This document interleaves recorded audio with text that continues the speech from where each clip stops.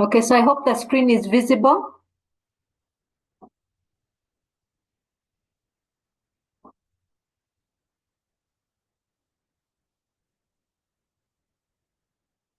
Yes, it is. Okay.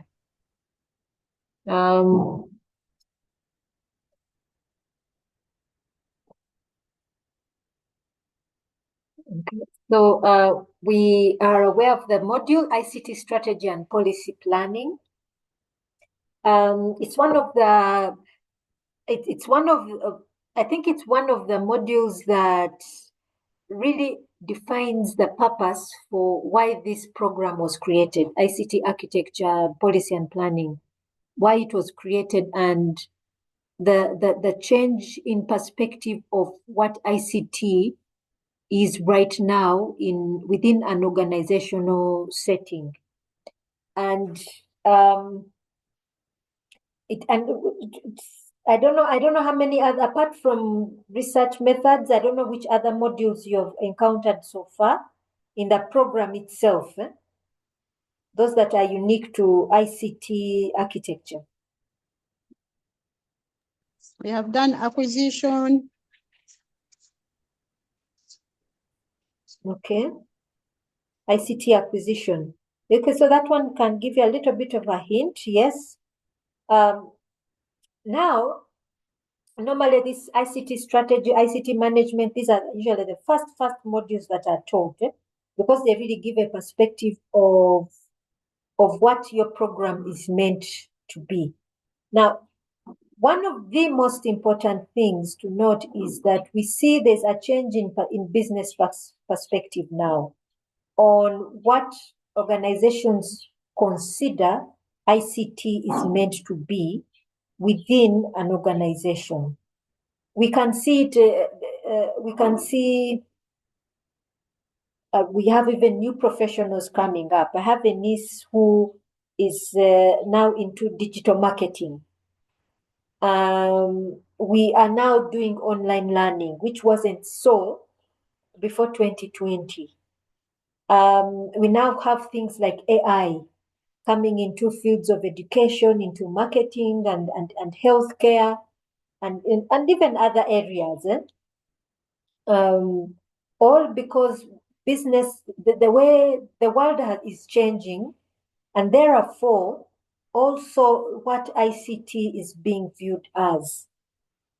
It's no longer a situation where we consider the ICT as the tech guys, the ones whom you call when your laptop is not working, when your printer is failing to print or is not doing a good job. The perspective is changing, completely changing. So the question is, the question is, what is now ICT? Okay, what is now ICT is now being seen as a strategic enabler. Yeah, so the keyword here being strategic, and today we want to focus on that keyword, strategic or strategic management. What does it mean? What is its purpose? What is now ICT's purpose? So because this doesn't seem to help me move to the next page. So let me first get out. I think using the anecdote affects quite a bit of things.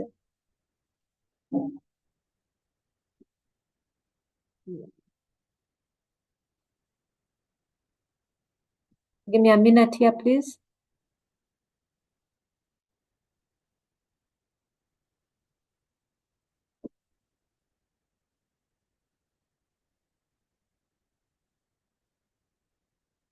Okay, I think this one is a bit better now.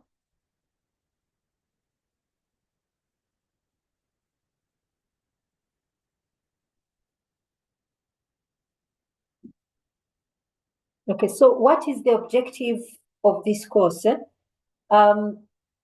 are going to be looking at the strategic perspective of ICT. So we will need to know how to develop ICT strategies, how to develop, implement, and evaluate them.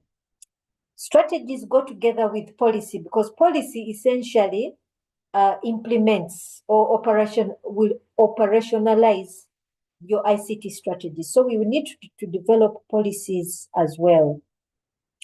Then we are also going to look at change management.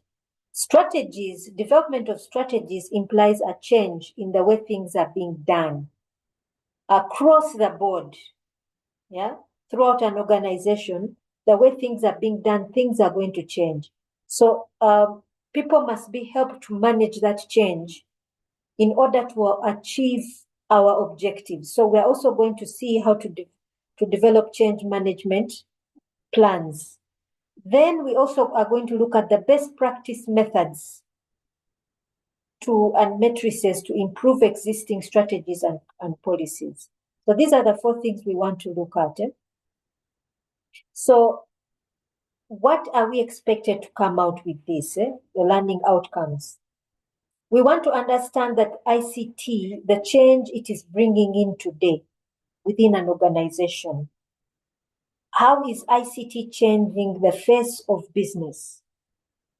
Okay. We want to discuss strategy and its significance. Why is it so important now that we look at ICT as a strategic enabler? We want to look at strategy in general because strategy is nothing new within business. If you look at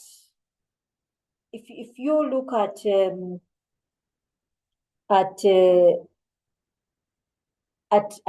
business in general, strategy is nothing new. It has always existed for the sake of business survival, for the sake of profitability and continuity. Strategy has always been there. It's now being introduced into the field of ICT. ICT is a big game changer and it must embrace strategy. So with that, we are going to look at strategic management and planning. So today we are going to look at specifically strategic management in general, not at an ICT level, but in general, so that when we bring it down to the ICT level, there's a correlation between the two. An important thing to understand when we're developing ICT strategy or strategy in general is benchmarking. It's not good to reinvent the wheel. Somebody somewhere is doing something good. So benchmarking is also another big concept and skill that needs to be adopted by you as professionals, ICT professionals that are looking to manage the ICT sector or ICT department within your organization. We should be able to list and describe the steps of effective strategic planning. We should be able to do a SWOT and PO analysis. So most of us have heard about these SWOT: strengths, weaknesses, opportunities, and threats. Yeah. So we're going to have a look at those. Then we are going to discuss the role of the CIO. This is the Chief Information Officer. This is who essentially you're training to be. This is the target you are intended to be. And if you look at big organizations, for example, this position exists already in quite a number of these big organizations that have truly embraced ICT as a strategic enabler. We also have legislation and regulation which influences our ICT policies and strategies. For example, Uganda has the Privacy and Protection Act, I believe. I don't remember the exact name, but that affects a lot ICT, influences ICT strategy and policy significantly. So it is important for you as ICT professionals to understand what these regulations and legislations that exist that will influence that or has an impact on your ICT policy and strategy. We have the national and then we have the international ones. Then we want to discuss the social, ethical, and political issues that are involved in information systems environment or the ICT environment. Nowadays, we see a lot of social media, digital marketing, the digital world is influencing quite a number of things. We have AI. All of these things have ethical, social and ethical implications, or even political implications. So we are also going to discuss those as part and parcel of this module. So we shall have our prescribed weekly lectures and discussions. We shall have our case study discussions to help us get into this module, and then we'll have our courseworks, 2 of them. This should be 2 here. Sorry, I forgot to change this. This should be 2 with 2 group presentations, and then your final will be a take-home individual, a written paper, so a written discussion paper. So far, do we have any questions?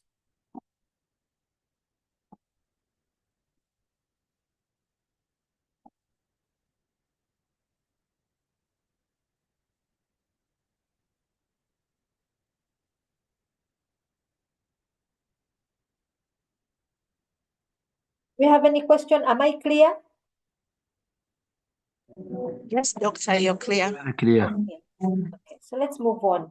So we're going to start with the generic key terms for our introduction purposes, for us to understand what we are trying to do. The most important thing is we want to understand ICT as a strategic enabler. Yeah, as a strategic enabler. It is there to support the organization achieve its strategic organization objectives.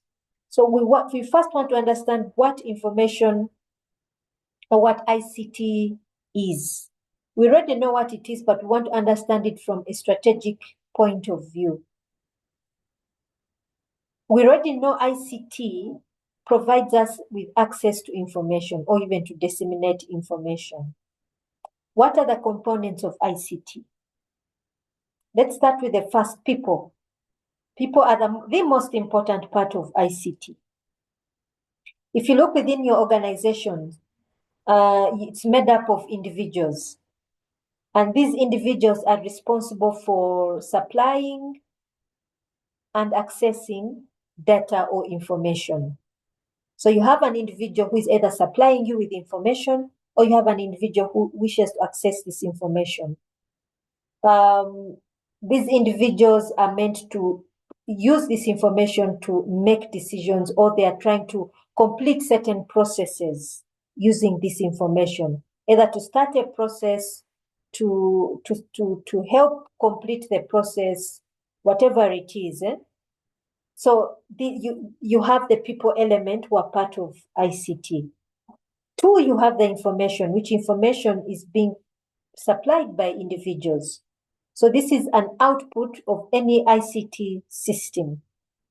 Then you have the hardware. These are the physical components. Then you have the procedures. So ICT comes in to either support the procedures, or it's enabling a procedure. Yeah, the procedure determines what needs to be done and when. So you normally find the ICT is either imitating or it is supporting procedures. Then you have the software. So the software essentially imitates or supports the procedures that we are looking at. Then we have the raw data, the one that the system works with. The raw data is what the system works with to come up with information together with the inputs and the procedures. So all of these work together to provide an output, to achieve a certain objective. What are some of the ways ICTs have changed the way we do business? These ICTs we're talking about. 1, the most obvious is mobile solutions. Here we are online. Most of us are using a mobile solution. Some of you are using your laptops. You may be seated at home. You may be seated at work. Wherever it is, we are using a mobile solution to be able to carry out this business process of teaching and learning. A mobile solution is supporting us in one way or another. And one of the things that has brought that about is smart devices. Yeah. We now see the entertainment industry. Take an example, the movie industry. Now we have platforms like, or solutions like Netflix, which are basically using mobile solutions to provide to provide a service to people who want to watch movies on the go. That's what they call them. These are smart solutions. We have now things like cloud computing, where you find a business is procuring a third-party provider to provide a service which otherwise they would have done for themselves. Look at the example of Zoom right now. It's providing us with a cloud computing service. Look at Google Apps for Education. This provides email services for most of us. At the end of this lecture, I'm recording this lecture. I am going to upload, when I finish, once the lecture is done, I'm going to upload it to my Google Drive, share it with ICT, who will then create a link in YouTube, and then I will share it with you. So it's a cloud service that we're all using, okay? So it has been especially very advantageous for small businesses to access certain resources.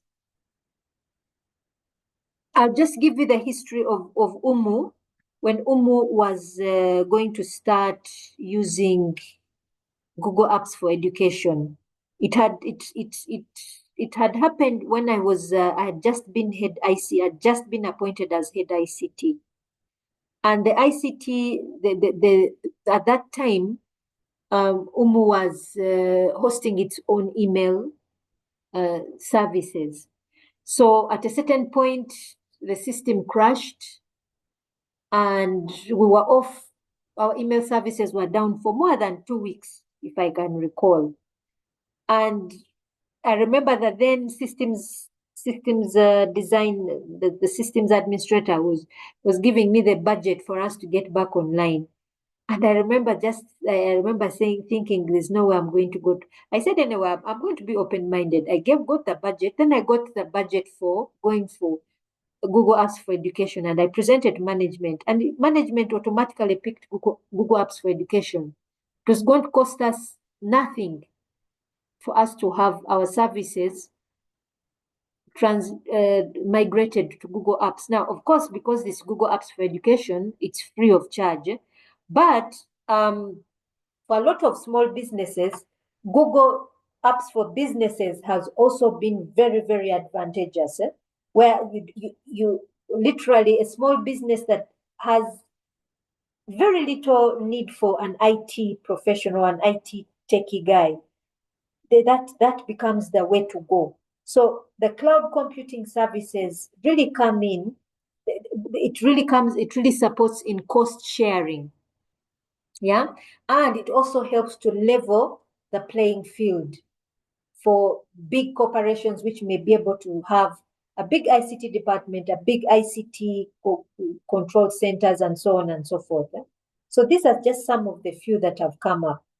AI is another.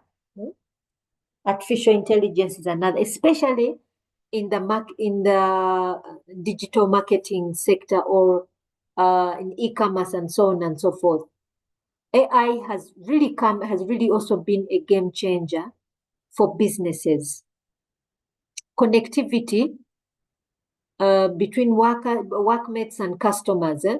You now have social media that can quickly connect a customer with their employees and so on, and then also workmates amongst themselves. Look at us just within ourselves, our class. You created a WhatsApp group where we can easily exchange information at a fast pace. We are also now seeing that there's a decreasing cost of ICT services. The costs keep going lower and lower, and functionality seems to be increasing. Okay, WhatsApp now has AI attached to it. So does Google, and so on and so forth. So we are getting cheaper and simplified solutions being increasingly available to all of us. So with that, it basically means any organization needs to take advantage of what is currently available in order to maintain a competitive edge. Yeah, any organization needs to take advantage. The social impact. Yeah, the social impact of social media and social networking cannot be underplayed. It is extremely important that any organization recognizes the power of social media, either to make or break a brand or organization. So it is extremely important that we understand the impact of ICT as ICT professionals and how we can harness or take advantage of this technology as it is now, as it is playing out now. Of course, there's a great deal of caution that must be one must take into note, must take caution about it. As much as it is very important, but it's also important to note that it also has its negative impact. One bad story on social media can easily badly damage an organization. Then also there is also the dangers, especially the ethical dangers that come with some of these new technologies, for example, like artificial intelligence.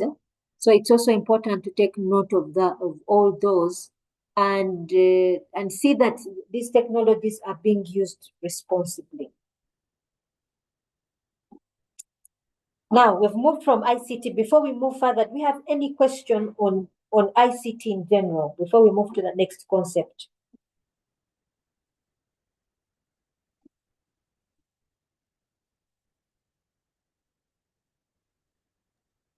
Doctor, we are good. Okay. So let us look at strategy. What is strategy? Why do we need strategies in business?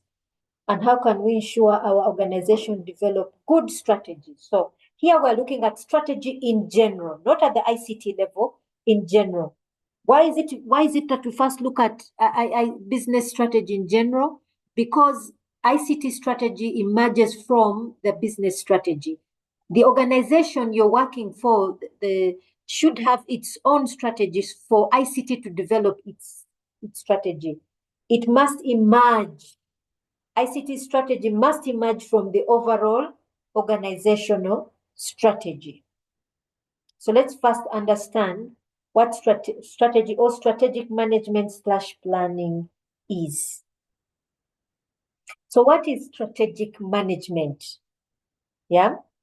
What is strategic management? You are looking at the organization as a whole, yeah, and you are making cross-functional decisions across the board.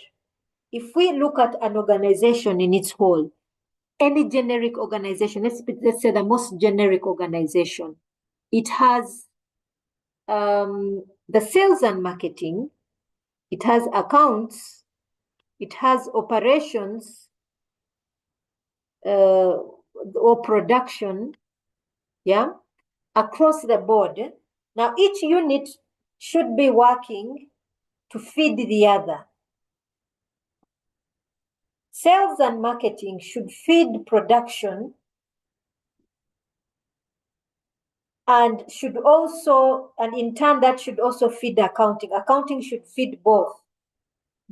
Should feed also all the others. So you see that each unit, so strategic management, you're making cross-functional decisions, yeah, that are going to enable this organization achieve its objectives.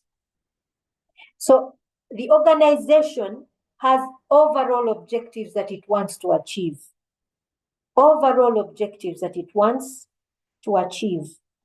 Take an example. Any university, one of its major objectives should be research and development, or rather, research and publishing. any university. That should be one of its major objectives. Other objectives can come in. Maybe if you say it is the leading the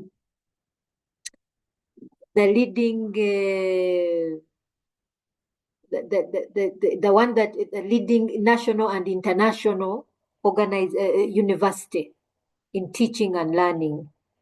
All the others can come in, but any organization, any university, it's one of its major objectives is research and publications. Research, that's for any university. Then other objectives can come in. One may decide to say they want to be the leaders in medical research. Yeah, UMU may not look at that. Maybe universities like Mbara University, Makerere Medical School, those may be some of its strategic objectives. So any organization has objectives. Now, the strategic management are those cross-functional decisions that they are taken to help achieve the organizational objectives. So the strategic plan is a company's game plan. Yeah, the things we need to do in order to achieve our objectives. The things we need to do in order to achieve our objectives. Individually, each one of us has a game plan. Someone may say, as an individual, someone may say, I want to be known as the smartest person in the room. So my strategic plan is to read, so that at any given time, when I'm in a room, I have an answer. Okay? Another person's strategic plan is maybe to be a good father and a good husband, a good wife and a good mother.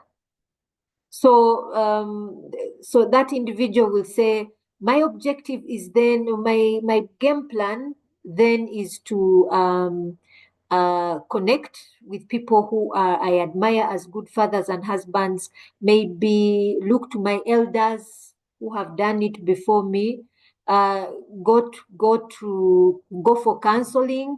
Others maybe say, I'll attach myself to my faith, which will guide me. Another will say, I'll read the Bible. Whatever it is that will help me get to be a good father and husband, or a good wife, and so on and so forth. Another will say, my objective is to be a successful businessman or businesswoman, or a successful professional. So for that, I will attain more degrees, and that will help me achieve that. Go for all the short courses that will help me become a better professional in ICT and so on and so forth. So that is your game plan to achieve your individual objectives as your objectives as an individual. So also an organization will have its game plan. Yeah, and any organization should have a strategic plan. So this strategic plan results into some tough managerial choices. So any strategic plan definitely means change. By the time you have a strategic plan, it automatically means change. And this change, you have several alternatives, but then you say this strategic plan should be able, or this path, this choice should be able to get me quicker or better results. Yeah. So you have several numerous choices, and then you say, I'm going to make a choice A, B, C, and D. And these changes, of course, the changes are the reason why we say they are tough is because you stop doing things the way they were done before. Yeah, you're basically saying that I can't achieve this objective doing things the way I'm doing them now. I must change the way I'm doing things. I must reevaluate and change the way I'm doing things in order to achieve what I want to achieve. So any strategic management starts with strategy formulation, then we have implementation and evaluation. So in formulation, where do we start with? We start with a vision and mission. So remember, we talked about change. We are basically saying, as an organization or even as individuals, we're saying, the way I am now, I don't want to be like this forever. I may be happy with the way I am now, but I believe there must be growth. And for any individual and organization, there must be growth. You can't do things the same way they were being done. You must grow in order to remain relevant in your field, to remain relevant to those around you. So the vision and mission statements are key. So any organization starts by developing a vision and mission statement. Now, each one of you, if I asked you to go back and look at your organizations, you will find they have a vision and mission statement. Now, this is key, especially now for you as ICT, because once you see your organization's vision and mission, you can ask yourself, how is ICT helping this organization achieve its mission and vision? How is ICT strategically aligned to help this organization achieve its vision and mission statements? Yeah, so that's where strategy begins, one. So overall, there should be this overall mission and vision, and it's the first guiding point because it tells you where you want to go. So strategic management isn't essentially saying it's going to help us remain where we are. No, it's to achieve a certain goal in the future. Yeah, that if you said 5 years from now, if we looked at ourselves, would we have achieved that vision that we want, of where we want to go? Secondly, in the formulation of strategy, we look at our external opportunities and threats. We look at our organization, the sector in which we lie, the context in which we exist, and we say, what opportunities exist for us that we have not taken advantage of? What opportunities are available for us as an organization? And then two, what are the threats? What are the possible threats that are there? I remember before COVID hit, for especially for us in the teaching sector, before COVID hit, I remember at UMU, there were certain there was a project that began. I forget the name of the project, but it started with several academic staff members who were looking at changing the way the teaching and learning process to become more relevant and to be more problem-centered, problem-solving centered. So this group of lecturers, before this project began, as I see that, because I remember that time I was head ICT. So at that time, we really wanted to bring ICT into the teaching and learning context. So I remember as ICT, we set up Moodle, and we were trying to get lecturers to come in and start using this tool. But there was very little reception. Then this project started with lecturers, with academic staff themselves. And they were trying to bring forward, to introduce the opportunities ICT was presenting to the teaching fraternity, to the teaching and learning fraternity, to show the opportunities that it has, especially in changing the way we deliver content, the way we can allow a student to go out and pick information for themselves. So this was an opportunity that was there. So academic staff started, and those staff members who were participating in that project were really, really enthusiastic. So they became a very good mouthpiece for ICT, something we as ICT couldn't speak out clearly. We couldn't raise it out clearly, but now fellow academic staff were now talking about how they were using Zoom. At the time, it wasn't even this Zoom. There was this free Zoom, which is there for 45 minutes. That's what they were using, and they were so excited about it. And they were talking about it, telling their fellow lecturers. But even then, it didn't take on. Then the threat came. COVID came. And the threat essentially catapulted us into the opportunity that was available. Yeah. So for us, I think it was more. A godsend when COVID came, because it showed us that ICT was really presenting an opportunity. Now, of course, there are other opportunities and threats in terms of overall organizations.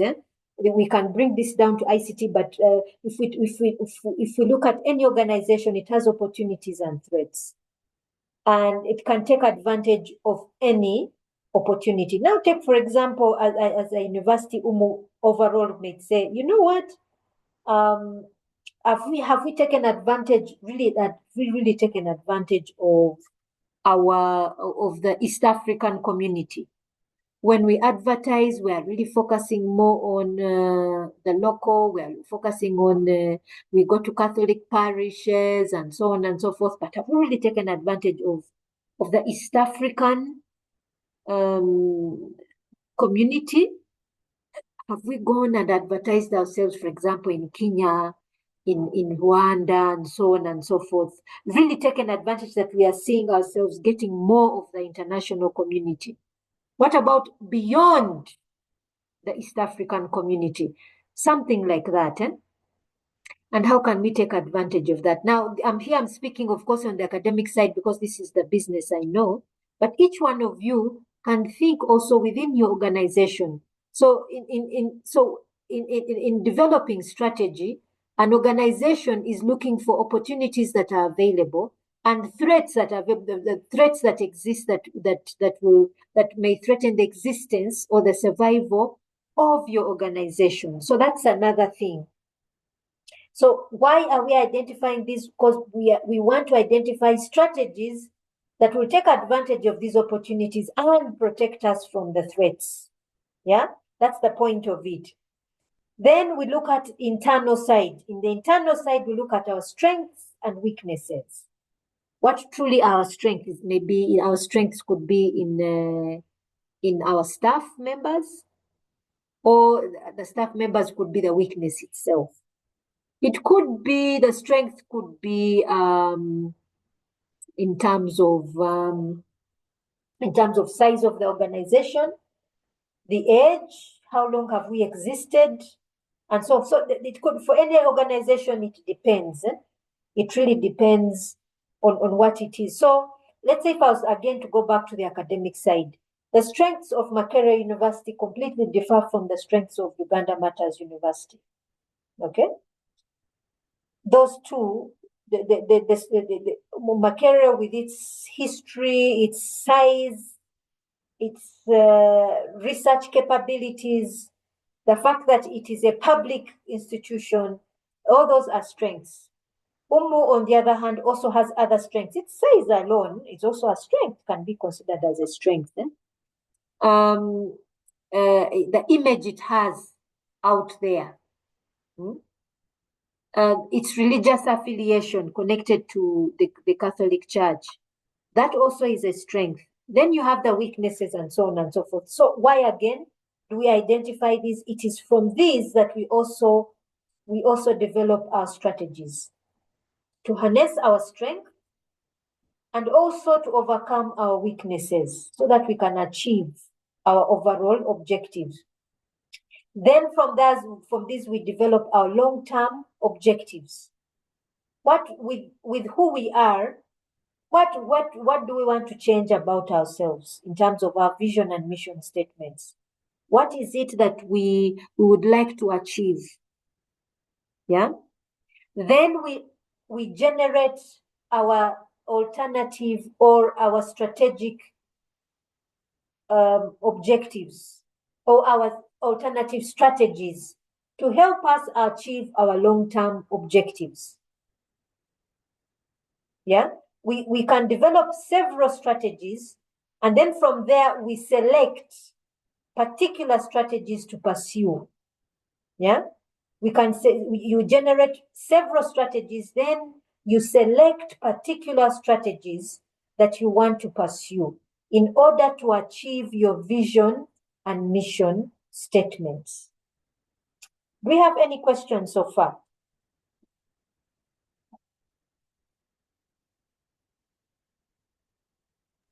No, doctor. No question. Okay, then let's move on. So in strategy formulation, we are trying to decide what new businesses to enter, the opportunities that we have, the strengths that we have. What new businesses do we want to enter? What businesses do we want to abandon? How do we reallocate resources? How do we allocate resources or reallocate them? What do we want to expand operations or diversify? Yeah. I'll talk about the tea industry. This is something also that I'm also in. For most of you, some of you must have seen the crisis that has been ongoing in the tea sector. And this crisis, for those who may not know, the tea sector starting from 2023 was hit by a crisis with seriously falling tea prices, especially for Uganda. For Kenya and Rwanda, tea prices didn't really fall, but what for them they experienced was absorption, that the amount of teas you're producing are not being absorbed as you want them to be absorbed.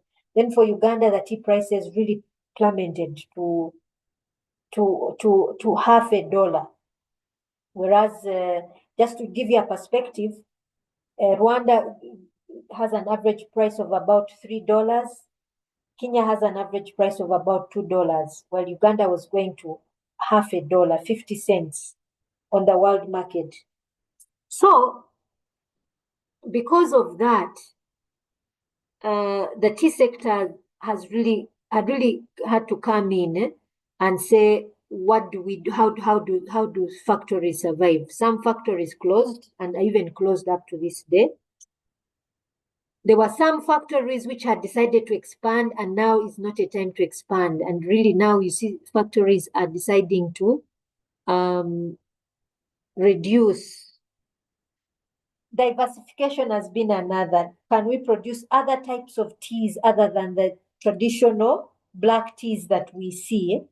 There are green teas, there are orthodox teas. Are there new markets for these, and so on and so forth? Do we enter new markets? Whether to enter new markets and so on. So these are questions that have really plagued the tea sector, that the tea sector is right now asking themselves, we're now all asking ourselves. I gave this example even earlier for education, where let's say a university like Umu can say, can we go international to improve our image and so on internationally, and so on and so forth? Do we merge or do we form joint ventures? So it's basically, we are trying to see how do we change the status quo in order to continue survival. Even if you're in a comfortable situation, even if you're not in a crisis like the tea sector, it's never a good idea to remain the same. I'll give you an example. Look at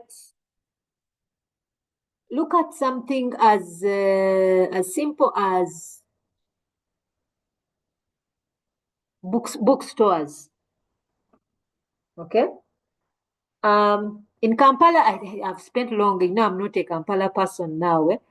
I think Aristoc is still the biggest bookstore or bookshop, isn't it? Do we have Yes, any other? is. It is. I think it is. And the big question is, why is it that we have only one big bookstore?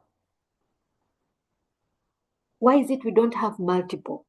Is it that our reading culture is bad? That could be. But we also now have ebooks. Yeah, that's the other thing. Ebooks are also there. I have a nephew who is really so much into storytelling and reading, but he really likes to to focus on ebooks. It's easier for him and it's cheaper. It's cheaper for his mother. In most cases, you find even some of the stories are free of charge. So one would wonder, why should I go into a bookstore, pay a certain amount of money, and get a book to read? So yeah, our reading culture could be one of them. That one is no doubt. But then also the issue that is that there are now electronic books, which may be far much cheaper and more accessible for any human being. When I come to Kampala and I think of getting out of the house, going into town, it's a point of anxiety, because you're thinking of the money, the fuel, the traffic jam, and so on and so forth. Whereas you can go online and get this book easily. Well, there are those who don't like reading off their phones, and there are those who prefer a book. But you imagine if Aristoc also decided to go online. I don't know if they are online. They may be, but I'm not sure. But yeah, going into new ventures, strategy is basically saying, how do we see ourselves in the next 5 years in order for us to survive? Do we still want to remain the same, unchanging? How do we want to see ourselves? So it is in order to find ourselves that we are we are surviving, but we're also sustainable. Yeah, in an ever-changing world. Now, for example, for us in the tea sector, we recognize that tea consumption is not the same.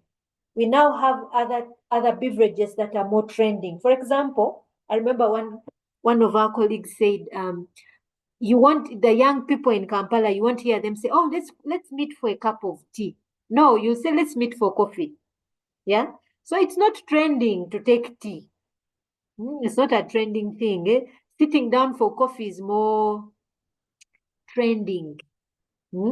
Is more hip than the people who still take tea. Those who are taking tea, they are taking tea for health purposes, the green tea. But to take tea the way we know majani, the way we know it, there are few who do that, maybe in their homes. So after strategy formulation, we have strategy implementation. So here, after you formulate your strategic objectives or your long-term business plans, you must implement your strategies in order to achieve your objectives. So your long-term objectives can be subdivided into annual objectives, where you say, okay, by the end of this year, we should have achieved this objective. So what are the strategies that we need to implement? Yeah. Then you formulate policies. So policies are also a very good way of operationalizing strategies. So what policies are you going to formulate to help operationalize your strategies? Then you need to motivate employees to actually pick up these strategies and begin to work with them. Then you need to allocate resources to these. Now, take an example. If you're saying you want to get into international markets, so that basically means you may want to go digital marketing, which crosses borders, and digital marketing that is appealing to an international market. I'll give you an interesting story. I actually got this story while I was on a team mission that was sponsored by government. So in this team mission, we traveled. They sponsored a few of us who are. I'm currently the chair of one of a factory, a tea factory here, the chair board. So they sponsored a few chairpersons of farmer-owned factories, and then other directors of those which are privately owned. So government sponsored some of us to go to Dubai. So we encountered a gentleman, one of the people in charge of of the common market. Dubai created a marketplace, or rather a common marketplace where other countries can come and sell their products. So the gentleman who leads this, an Emirati gentleman, was telling us the story of, I think it's Rock Boom. We all know Rock Boom, yeah?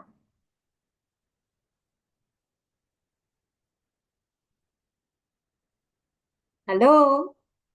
Can you hear me? Yes, doctor, we can hear you. It's breaking a little bit, but we were hearing. You stopped Okay. at Dubai. Yes, yes. So this gentleman was telling us about Rock Boom. We all know Rock Boom, yeah? The energy drink. Yes. Yes. So he told us that Rock Boom was originally from, I think we said Vietnam. And he showed us what, I don't have the image. If I get it, I'll share it. The previous image while it was being consumed in Vietnam. So there was a gentleman, an American gentleman, who had gone for business, I think, in Vietnam. One of those, either Vietnam or Thailand, I'm not sure, one of these Asian countries. So he had been working the whole night, and so in the wee hours, it was about 2 or 3 a.m. He gets a taxi, and the man who is driving him is so energetic, he's so alert. So he's asking him, hey, it's this late, me, I'm so tired, and for you, you're so energetic. He asks him, what's your secret? And this man shows him a bottle, a plus, it was a brown, he showed us the picture. If I get the image, I'll share it. Now, this man shows him the rock boom, what we now know as rock boom. And he tells him it's because of this, and he tells him, it shows him that it's an energy drink.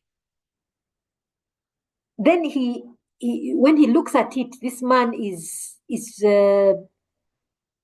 is it rock boom? No, I'm sorry. It isn't rock boom. It is,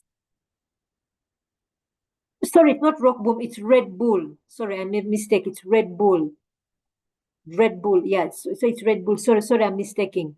So the original was actually a brown bottle.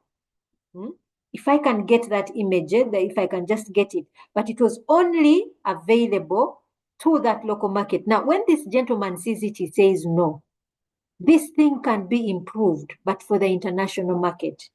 So what we now see as the Red Bull package, now he said in that country, I think Vietnam, it's still packaged the way it is, with the Red Bull there, that the image of the Red Bull is there. So he however, he repackaged it for the international market. So the content remained the same, but he simply repackaged it for the international market. So in other words, this was a strategic decision he made, together with, of course, with the makers of Red Bull, together with the makers, they simply changed the packaging to target an international market. So this was a strategic formulation process, and they implemented it by simply changing the marketing strategy, the packaging itself. So in other words, when you are doing strategic management, you are reinventing yourself, but for a different target group.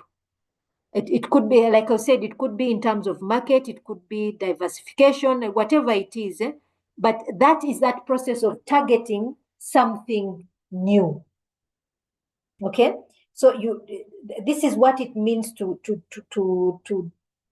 for strategic management. This is what it means, the formulation process and then the implementation process.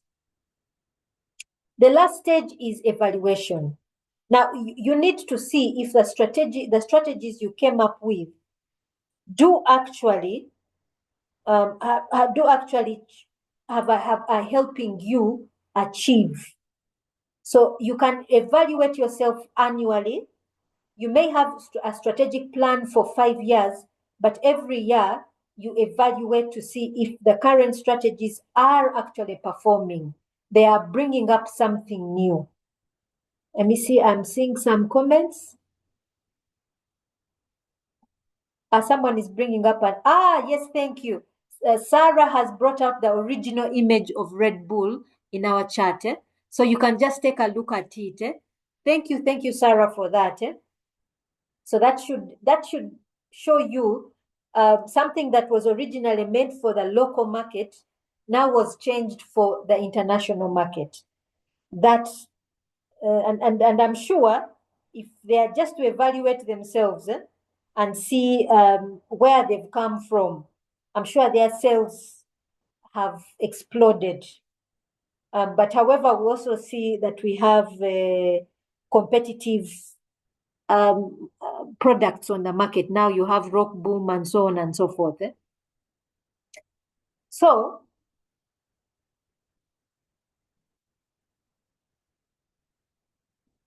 so the evaluation process. The strategy evaluation, we must understand it is first of primarily is to see if performance, if the new strategies are actually taking effect, and if we need to take any corrective actions. Now, when we are doing evaluation, we must understand that strategy, this overall strategy, has several levels. You have at corporate level. So to take an example, UMU or Uganda Matters University has several branches. You have the main campus, you have Rubaga, you have Masaka, you have Fort Poto, you have Mbale, and then you have Ngeta in Lira.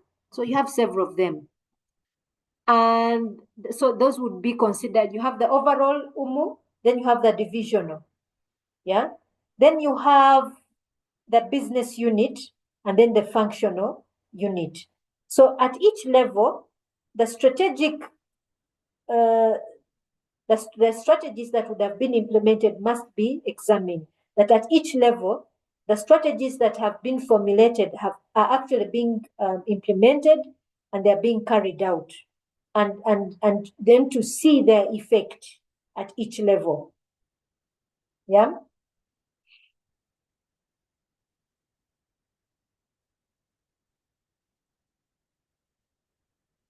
Now, strategic management is based on intuition and analysis.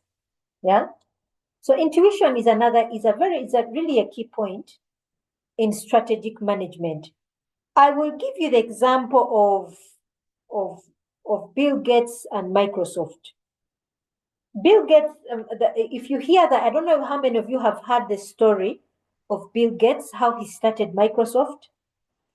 But just in case some of you haven't heard about it, the actual software of Microsoft was not started by Bill Gates. Bill Gates was working, I think, for what's this company?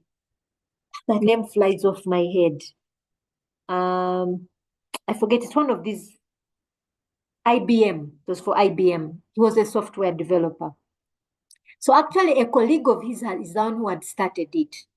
At that time, of course, at the time when he was working for IBM, the idea of a personal computer was unheard of. You know that what we now have, where at your workplace you can sit on a personal computer and work on something. What was being developed at that time were these large mainframe computers.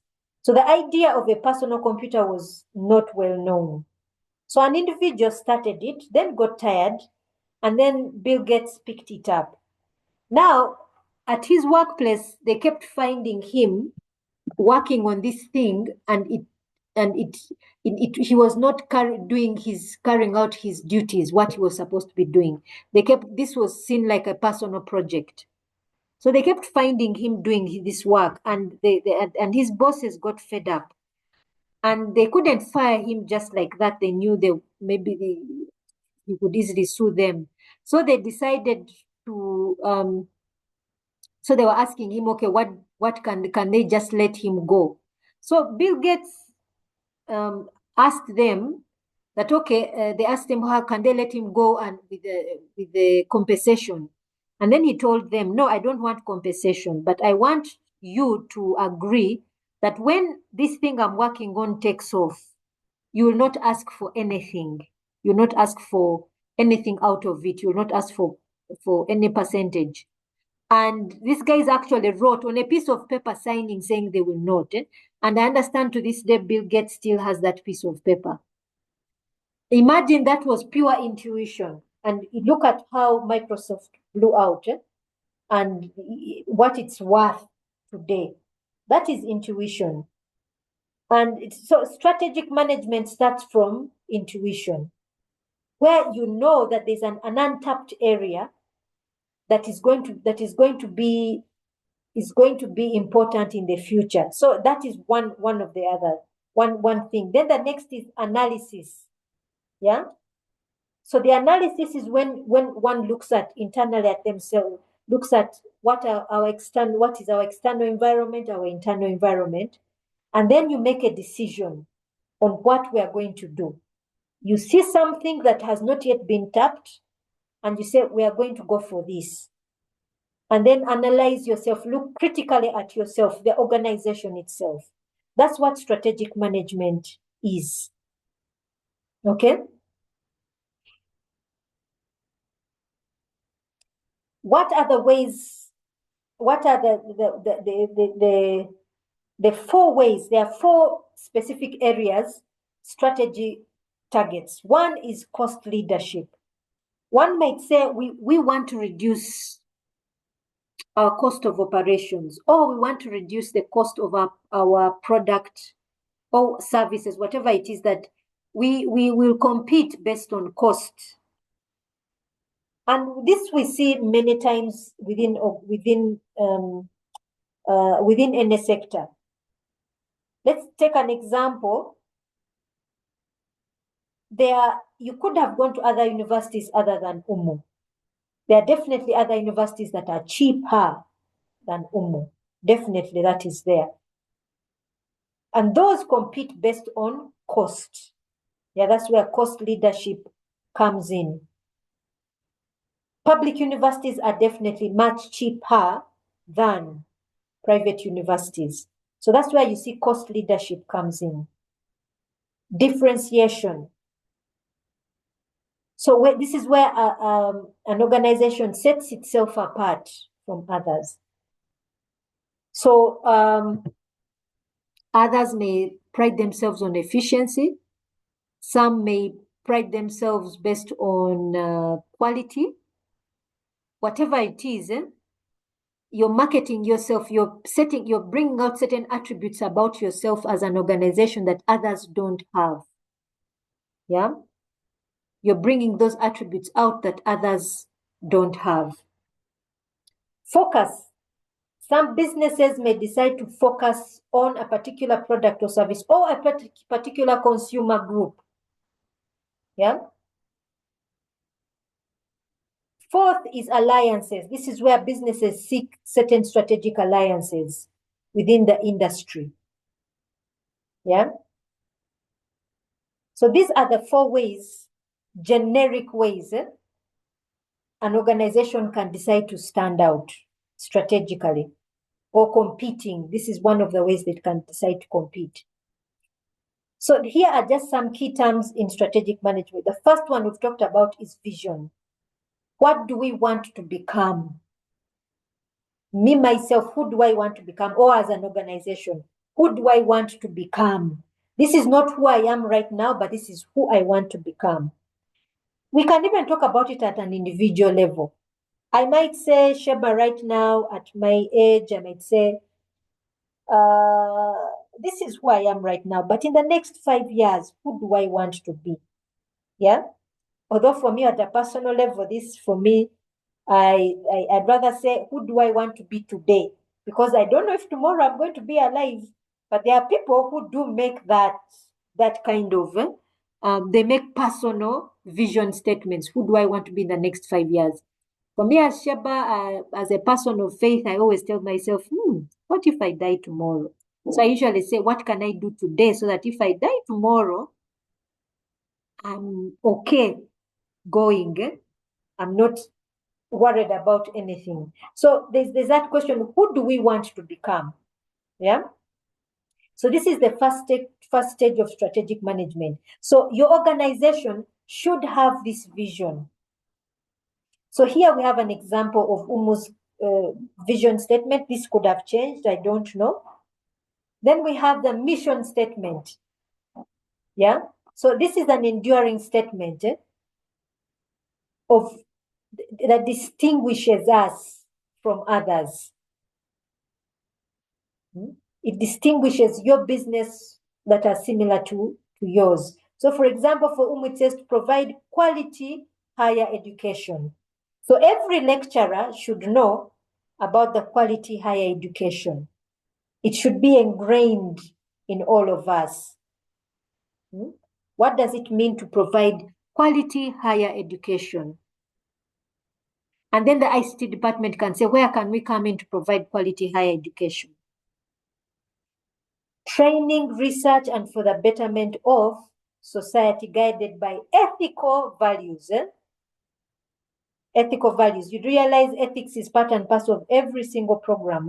So this becomes part and parcel because it articulates what is our business and the reason for our existence. So for every lecturer, every staff member, they should know this and say, okay, where do we come in? Where each department, where does it come in to provide this quality higher education? External opportunities and threats. So here, some of these things we have touched on already, but simply to go back to them, the external opportunities and threats. So you look at the organization looks at its external environment and says economically, what opportunities are currently available, what threats, social and so on and so forth. And what are the competitive trends? What are the current events that are happening? What can we benefit from? What can harm us? Okay. So this just here we have a few of them. We may have an intense price competition amongst our fellow competitors or people who are in the same business as us. Yeah. Computer hacking problems, unemployment or underemployment, rising interest rates, and so on and so forth. These are just some of the things that one could consider and look at. Currently, we have a poor economies everywhere, everywhere you look. The economy is not doing well. That could be an opportunity. It could be a threat, depending on how you look at it. Okay, we have liquidation, cash. The ability to liquidate quickly is a challenge now, and so on and so forth. So these are the things that you would look at within your current environment. Then you look at the internally looking at yourself. So within the organization, what is external may not be so easily controlled, but what is internal is something that is controllable. What is being done well and what is being done poorly internally. Yeah. In terms of performance, in terms of your employees, in terms of policies, in terms of whatever it is that you have, what is it that is within your control? Yeah. And then you can decide to look at it related in relation to your competitors. This is where benchmarking comes in. In terms of your competitors, how do you measure up? Okay.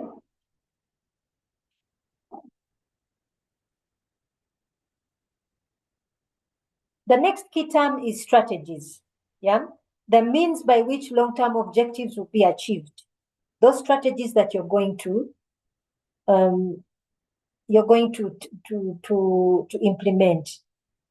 Then you have your annual objectives, the short-term and long-term objective, the milestones that you must hit best by implementing the strategies that you have formulated. Policies, the means by which the annual objectives will be achieved. Okay, so we said policies operationalize our strategies. So here we have a very generic strategic management model. It starts with where are we now? Where do we want to go? How do we want to get there?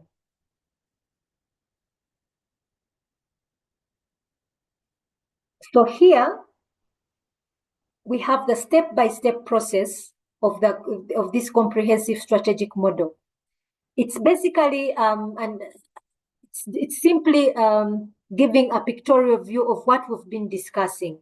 We start by developing our vision and mission statements, perform our internal and external audits, establish long-term objectives, evaluate and select strategies to achieve our strategic objectives, implement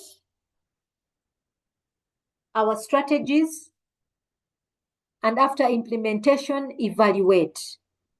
Yeah. So this is the generic model of overall comprehensive strategic management model. So what are the benefits of strategic management?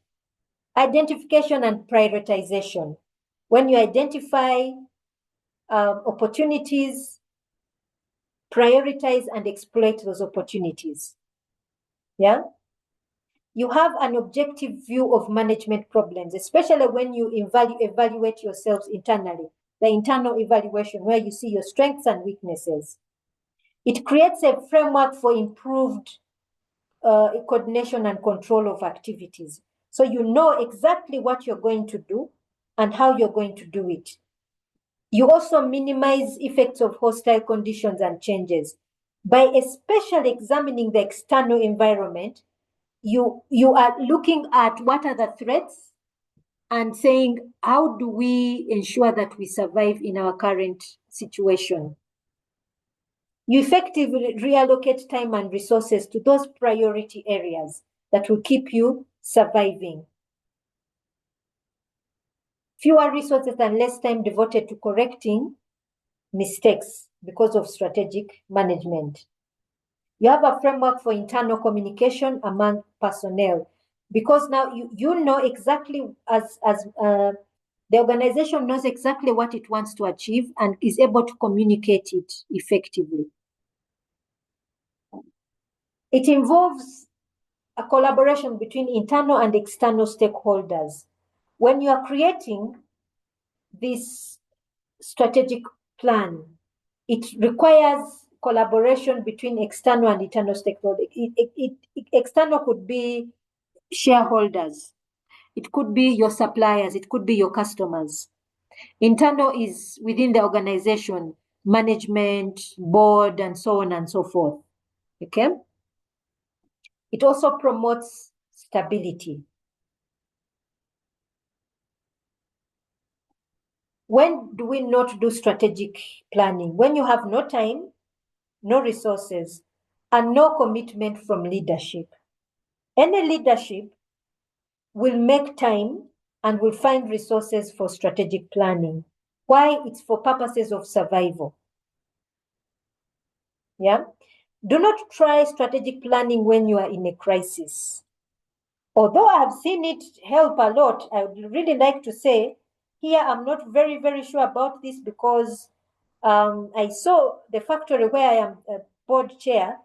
I saw strategic planning really come in and keep that factory open when and otherwise it should have been closed. But management really took strategic decision making. Why do some firms not carry out lack of knowledge of what strategic planning is.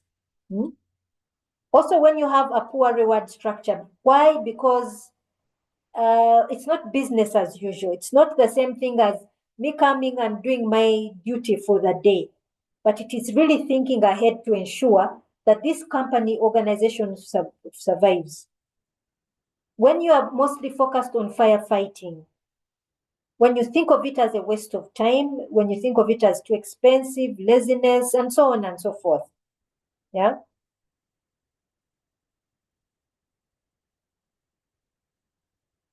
Here are just some of the pitfalls in strategic planning.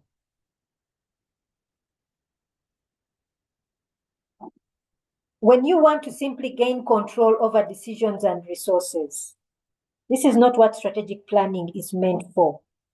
It is meant to ensure survival and sustainability of an organization, to gain a competitive advantage, okay? Not for power gain. It's not a power gaining process. When you simply want to do it for accreditation purposes, yeah? Hastily moving from mission development to strategy formulation. There must be care must be taken on development of the vision and mission to know who you want to be. Realistically, who can you be? Failure to communicate to employees. Why? Because it is the employees who will operationalize your strategic plan. When top management is making the intuitive decisions that conflict with the formal plan. When top management is not actively involved. Failure to use plans as a standard for measuring performance. Delegating planning to a planner rather than you yourselves who are involved. And so on and so forth. Here are just some questions, a question I want to leave with you, and we can pick up from this first thing in the next lecture. Efficiency has been defined as doing things better, as effectiveness as doing better things.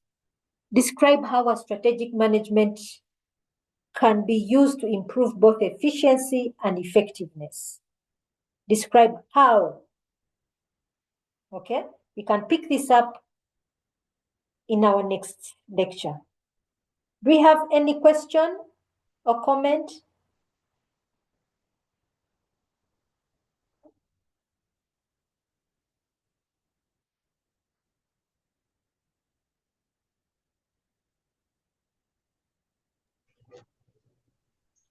Not really, doctor. Thank you. Okay. Okay, so that ends our introductory part. I'm thinking I leave this with you so that we open this up as a discussion when next we meet next Saturday. Is that okay? It is okay, doctor, and thank you for the presentation. You're most welcome. So I will communicate on the platform on Moodle, on how to get onto Moodle, the Moodle platform, before end of day today.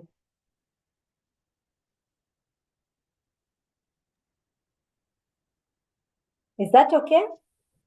Okay, doctor. Okay. Yes, doctor. that's okay.